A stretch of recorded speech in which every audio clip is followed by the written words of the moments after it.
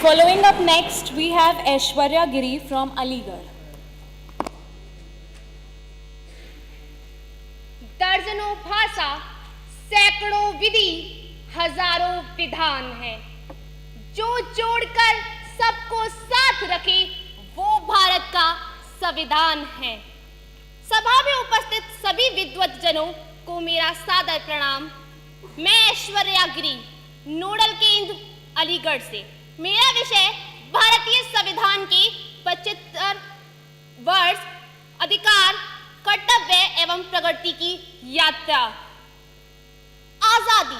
भारत में देश की आजादी के बाद भारत में देश की सीमाएं तो सुरक्षित थी, परंतु लोकतंत्र के मूल्य को सुधारने के लिए भारत को चाहिए था एक समावेशित संविधान, जो डॉक्टर भीमराव अंबेडकर जी के नेतृत्व में 2 साल 11 महीने 18 दिन में बनाया गया और 26 जनवरी 1950 को लागू किया गया।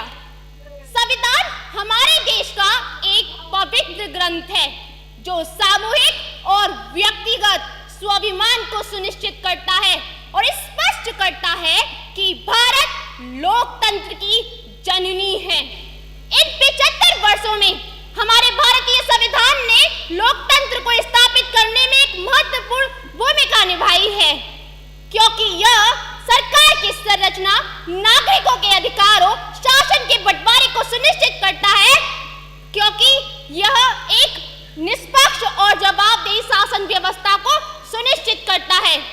वो कहते हैं ना कि परिवर्तन ही जीवन का मूल मंत्र है। इसलिए समय के साथ साथ समाज भी बदलना चाहिए, कानून भी बदलना चाहिए और देश भी बदलना चाहिए।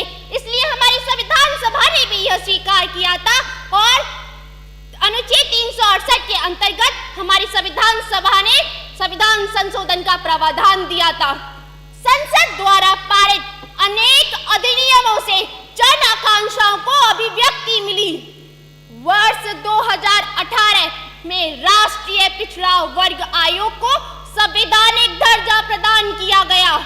नारी शक्ति वंदन अधिनियम के द्वारा महिलाओं की लोकतंत्र में एवं देश में हर जगह एक अलग ही पहचान है, अलग ही भूमिका है। एक ओर मौलिक अधिकार जो लोगों को सशक्त बनाते हैं, वहीं दूसरी ओर मौलिक कर्तव्य उन्हें राष्ट्र के प्रति उनकी जिम्मेदारियों को याद दिलाते हैं। अंत में मैं इतना कहना चाहूंगी कि सभी नागरिकों को अपने संवैधानिक आदर्शों को अपने आचरण में उतारें और कर्तव्यों का पालन करें और वर्ष 2047 तक विकसित भारत के निर्माण में राष्ट्रीय लक्ष्य के प्रति अपने समर्थन के साथ आगे बढ़े। और वो दिन दूर नहीं जब हम गर्व से कह पाएंगे कि हम होंगे कामयाब, हम होंगे कामयाब।